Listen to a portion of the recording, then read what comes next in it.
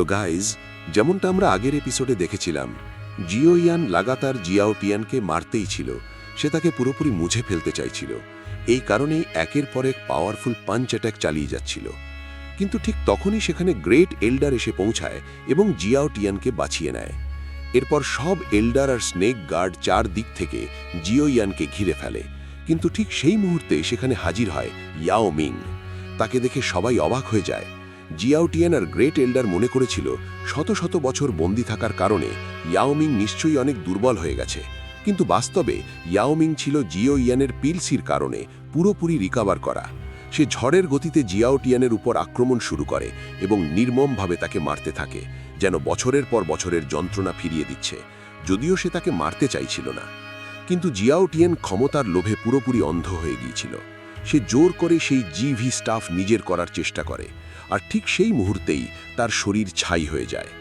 Great এল্ডার পালানোর চেষ্টা করে, কিন্তু জিও ইয়ান তাকে ধরে ফেলে এবং ইয়াওমিং নিজ হাতে তাকেও মৃত্যুর মুখে ঠেলে দেয়। এরপর পুরো জিভি ট্রাইবের লোকেরা ইয়াওমিংকে সম্মান জানায়। নিজের বাবার কথা মনে করে ইয়াওমিং বলে, আমাকে ক্ষমা করো, আপনি আমাদের দুই ভাইয়ের জন্য যে প্ল্যানিং করেছিলেন সেটা শেষ পর্যন্ত ব্যর্থ হয়ে গেল। তারপর সে তার তিনজন সবচেয়ে ভরসাযোগ্য এল্ডারদের দিকে তাকিয়ে বলে, শুধু তোমরা তিনজন এখানে থাকবে, বাকিরা সবাই ট্রাইব ছেড়ে চলে যাও। এল্ডার্সদের সাথে আমার জরুরি কথা আছে। সবাই তাদের কিংয়ের আদেশ মেনে সেখান থেকে সরে যায়। তিনজন এল্ডার এগিয়ে এসে আবারও ইয়াওমিংকে লিডার পজিশন ফিরে পাওয়ার জন্য অভিনন্দন জানায় এবং বলে, আমরা মৃত্যু পর্যন্ত আপনার প্রতি লয়াল থাকব। ইয়াওমিং বলে, এই সময়ে তোমরা তিনজন অনেক কষ্ট সহ্য করেছ, কিন্তু বহু বছর ধরে অনেকেই আমার বিরুদ্ধে ছিল। তাই আগে আমি ইন্টারনাল ম্যাটারগুলো পরিষ্কার করতে চাই। যারা ট্রেটার আর এখানে থাকতে চায় না তাদের কোনোভাবেই বাইরে যেতে দেবে না, সঙ্গে সঙ্গে হত্যা করবে। তিনজন এল্ডার তার আদেশ মেনে নেয় এবং বলে, সব কিছু আমরা সামলে নেব। তারপর তারা চলে যায়। এরপর জিও ইয়ান বলে, ব্রাদার ইয়াওমিং, আপনি সত্যিই একজন রাইটাস হিরো। আমার বিশ্বাস ভবিষ্যতে আপনার নেতৃত্বে এই জিভিও পাইথন ট্রাইব অনেক দূরে গিয়ে যাবে। ইয়াওমিং জবাব দেয়, ব্রাদার জিও ইয়ান, তোমার সাহায্য না থাকলে আমি আজও ওই সামসারা ইয়েলো স্প্রিংয়েই আটকে থাকতাম। তোমার এই কাইন্ডনেসের ঋণ আমি অবশ্যই শোধ করার চেষ্টা করব। ঠিক তখনই পেছন থেকে আওয়াজ আসে। মেডুসা, লিটল ফেয়ারি ডক্টর আর কিং লিন সেখানে এসে পৌঁছায়। তিনজনই জিও ইয়ানের পিলসির কারণে পুরোপুরি রিকভার হয়ে গেছে। জিও ইয়ান মেডুসাকে জিজ্ঞেস করে, তুমি ঠিক আছো তো? মেডুসা বলে, লাকিলি তুমি ঠিক সময়ে এসে গিয়েছিলে, তাই আমাদের উন্স খুব দ্রুত সেরে গেছে। লিটল ফেয়ারি ডক্টর জিজ্ঞেস করে, জিও ইয়ান, আমরা যে ইয়েলো ব্লাড ক্রিস্টাল খুঁজতে এসেছিলাম সেটা কি তুমি পেয়েছ? জিও ইয়ান উত্তর দিয়ে বলে, ব্রাদার ইয়াওমিং আমাদের সাহায্য না করলে আমি পুরো জিভিও ক্ল্যানের প্রতিটা কোণা খুঁজেও সেই স্প্রিং ব্লাড ক্রিস্টাল কখনো পেতাম না। ইয়াওমিং হেসে বলে, ব্রাদার জিও ইয়ান, ওই স্প্রিং ব্লাড ক্রিস্টালটাকে বন্ধুত্বের নিদর্শন হিসাবে ধরতে পারো। সত্যি, তোমার সাথে বন্ধুত্ব করা আমার জন্য টোটালি ওয়ার্থ ইট ছিল। তুমি আমাকে আমার ক্ল্যান লিডার পজিশন ফিরিয়ে পেতে সাহায্য করেছ, তাই আমার পক্ষ থেকে তুমি একটা বড় গিফট পাবে। জিও ইয়ান বলে, ব্রাদার, আপনি সত্যিই খুব কাইন্ড, কিন্তু এখন আপনাকে বড় পরিবর্তনের মুখোমুখি হতে হবে। অনেক কিছু সামলানো বাকি, তাই আজ আপনার জন্য বিশ্রাম নেওয়াই ভালো। বাকি বিষয়ে আমরা পরে আলোচনা করব। ইয়াওমিং শান্ত গলায় বলে, জিও ইয়ান, আমার কারণে তোমাকে অনেক এম্বারাসমেন্ট সহ্য করতে হয়েছে, তবুও তুমি আমার পুরোপুরি সাহায্য করেছ আর আমাকে আমার থ্রোন ফিরিয়ে পেতে সাহায্য করেছ। আমি অবশ্যই তোমাকে একটা বড় রিওয়ার্ড দিতে চাই, কিন্তু আজকের পরিস্থিতি তার জন্য ঠিক নয়, তাই এই ব্যাপারটা আমরা অন্য কোনো দিন আলোচনা করব। জিও ইয়ান তার কথায় সম্মতি জানায়। এরপর কয়েকদিন পর আমাদের দেখানো হয় জিভিও ক্ল্যান প্যালেসের দৃশ্য। ইয়াওমিং তখন মিটিং হলে উপস্থিত ছিল। তার মনে বারবার তার ভাই জিও তিয়ানের কথাগুলো ভেসে উঠছিল। ঠিক তখনই সেখানে জিও ইয়ান, মেডুসা, লিটল ফেয়ারি ডক্টর আর কিং লিনা এসে পৌঁছায়। ইয়াওমিং বলে, শেষ পর্যন্ত সেই সময় এসে গেছে। জিও ইয়ান জিজ্ঞেস করে, ব্রাদার ইয়াওমিং, আপনি এত তাড়াতাড়ি আমাদের এখানে ডাকলেন কেন? এর পেছনে আসল কারণটা কি? ইয়াওমিং নিচের গ্রাউন্ড ফ্লোরের দিকে ইশারা করে বলে, এই পেন্টিংটার দিকে একবার তাকাও। সেই পেন্টিংয়ে দেখা যায় একজন 6 আর্মওয়ালা ব্যক্তি। জিও ইয়ান প্রশ্ন করে, এই লোকটা আসলে কে আর তার পেন্টিং এমনভাবে আঁকা হয়েছে কেন? ইয়াওমিং উত্তর দেয়, এই পেন্টিং হল ইয়েলো স্প্রিং ডিমন সেন্টের, যাকে ডিমন গড ওয়াং অ্যান নামেও চেনা যায়। মেডুসাও এই বিষয়ে জানত। সে বলে, প্রাচীন সময় ওয়াং অ্যান সেন্ট এমন একজন ছিল যে ফাইট গড লেভেলে পৌঁছানোর থেকে মাত্র এক ধাপ দূরে ছিল। এখন বোঝা যাচ্ছে যে তার সঙ্গে জিভিও পাইথন ক্ল্যানের গভীর সম্পর্ক ছিল। ইয়াওমিং আরও যোগ করে, যদিও ওয়াং অ্যান ডিমন গড আমাদের জিভিও পাইথন ট্রাইবের অফিসিয়াল মেম্বার ছিল না, কিন্তু তার সঙ্গে আমাদের ট্রাইবের সম্পর্ক খুবই গভীর ছিল। তার বেশিরভাগ ইনহেরিটেন্স সময়ের সাথে হারিয়ে গেছে, তবে আমাদের সিক্রেট ল্যান্ডে তার তৈরি করা একটি স্টোন ইনস্ক্রিপশন এখনও রয়েছে। সে গম্ভীর গলায় বলে, আমরা সেটাকে খুব সাবধানে লুকিয়ে রেখেছি। এটা একটা টপ সিক্রেট, যার ব্যাপারে শুধু জিভিও পাইথন ট্রাইবের ক্ল্যান লিডারই জানে।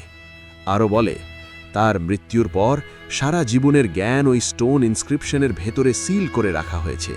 এর মধ্যে শুধু কাল্টিভেশন টেকনিক্স নয়, শোনা যায় সবচেয়ে গভীর অংশে তার গড ব্লাড এসেন্সও রয়েছে। জিওয়ান গড ব্লাড এসেন্স নামটা শুনেই চমকে যায়। একজন ফাইট গড লেভেলের পাওয়ার হাউসের ব্লাড লাইন যদি কেউ পেয়ে যায়, তাহলে তার মিউটেশন হতে পারে, আর একই সঙ্গে তার কাল্টিভেশন স্পিড কয়েক গুণ বেড়ে যেতে পারে। ইয়াওমিং সিরিয়াস ভঙ্গিতে বলে, তুমি একদম ঠিক বলছো জিওয়ান, এর বেনিফিটস সত্যি অসাধারণ। আমরা বছরের পর বছর ওই স্টোন স্ক্রিপচারটা নিয়ে রিসার্চ করেছি, কিন্তু আজ পর্যন্ত কেউই তার সবচেয়ে গভীর অংশে এন্টার করতে পারেনি। জিওয়ান এগিয়ে এসে বলে, তাহলে কি আপনি আমার কাছে এটা আশা করছেন যে আমি ওই স্টোন ইনস্ক্রিপশনের ভেতরে ঢুকে আপনাকে ব্লাড এসেন্স পেতে সাহায্য করব? ইয়াওমিং 2 হাত জোড় করে বলে, আমি মন থেকে তোমার কাছে রিকোয়েস্ট করছি ব্রাদার জিওয়ান, তুমি যদি ওই স্টোন ইনস্ক্রিপশন ওপেন করো, তাহলে এর বদলে আমি ওই স্টোন স্ক্রিপচার থেকে পাওয়া ব্লাড এসেন্স আর 3টে হেভেন ক্লাস হোয়াইট টেকনিক্স তোমার সঙ্গে শেয়ার করব। জিওয়ান হেভেন ক্লাস হোয়াইট টেকনিক নামটা শুনে অবাক হয়ে যায়। ওগুলোর ভেতরে আসলে কেমন ধরনের হেভেন ক্লাস টেকনিক আছে? ইয়াওমিং বলে, তুমি যখন আমার ভাইয়ের সাথে লড়াই করছিলে, তখন সে কোয়ান ফিঙ্গার টেকনিক ব্যবহার করেছিল। ওটা তুমি আগেই দেখেছ। দ্বিতীয়টা হলো হুয়াং কোয়ান পাম, যেটাকে intermediate heaven rank level technique বলা হয়। আর তৃতীয় টেকনিকটা হলো হাই লেভেল হেভেন র্যাঙ্ক। সে একটু থেমে গিয়ে যোগ করে, আজ পর্যন্ত আমাদের ট্রাইবের একজন সদস্য সেই তৃতীয় টেকনিকে পুরোপুরি মাস্টারি অর্জন করতে পারেনি। লিটল ফেরি ডক্টর জিজ্ঞেস করে, তাহলে কি ওই তৃতীয় টেকনিকটা ডিমন গড ওয়াংআনের সিগনেচার মুভ হতে পারে? মেডুসা উত্তর দেয়, হ্যাঁ। কোয়ান ফিঙ্গার টেকনিকের পাওয়ার এতটাই ভয়ঙ্কর যে কয়েক সেকেন্ডের মধ্যেই মানুষকে মৃত্যুর মুখে ঠেলে দিতে পারে। আর তৃতীয় টেকনিকটার নাম হুয়াং আন ব্রেথ, যা সহজেই আত্মাকেও কমপ্লিটলি ছিন্ন ভিন্ন করে দিতে পারে।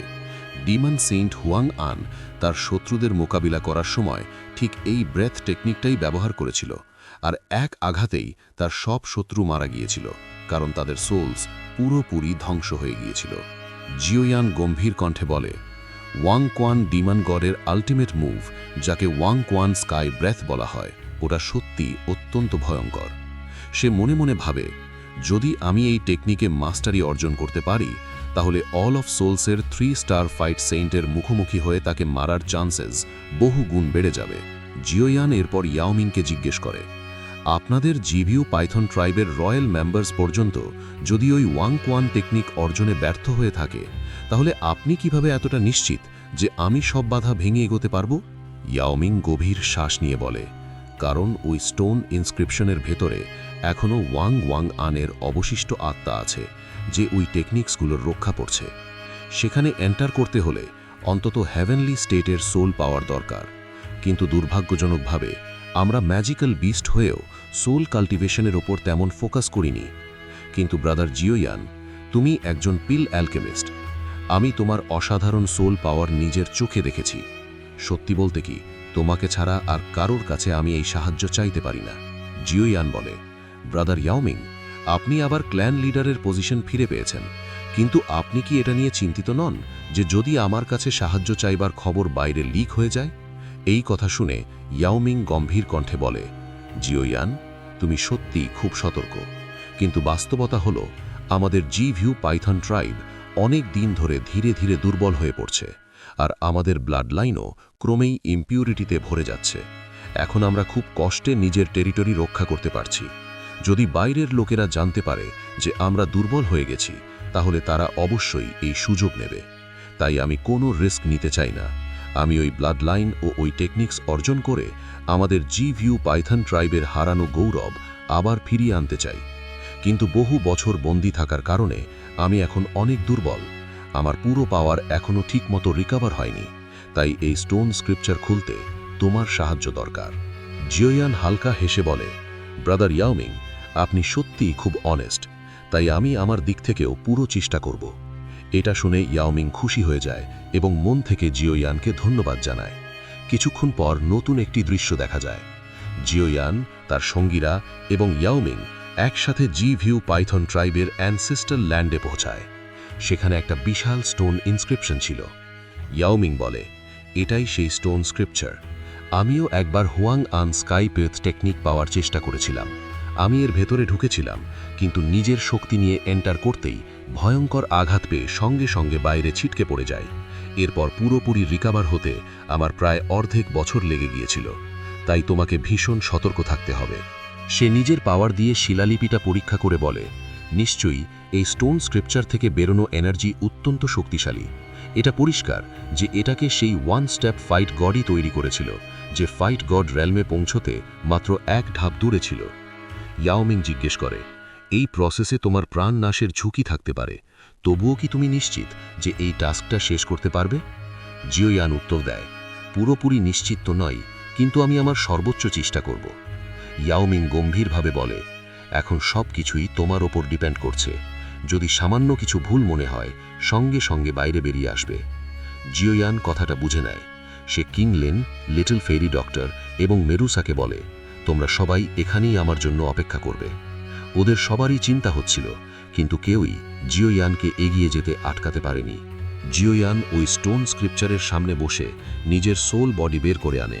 এটা দেখে ইয়াওমিং চমকে যায়, কারণ জিওয়ানের সোল বডি এখন পুরোপুরি সলিড ফর্মে নিয়েছে।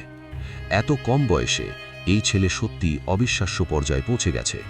এরপর জিওয়ান ধীরে ধীরে ওই স্টোন স্ক্রিপচারের ভেতরে প্রবেশ করে এবং এর সাথেই এই এপিসোড এখানেই শেষ হয়। ভিডিওটা ভালো লেগে থাকলে অবশ্যই বন্ধুদের সাথে শেয়ার করবে, লাইক দেবে আর চ্যানেল সাবস্ক্রাইব করতে একদমই ভুলবে না। Thanks for watching.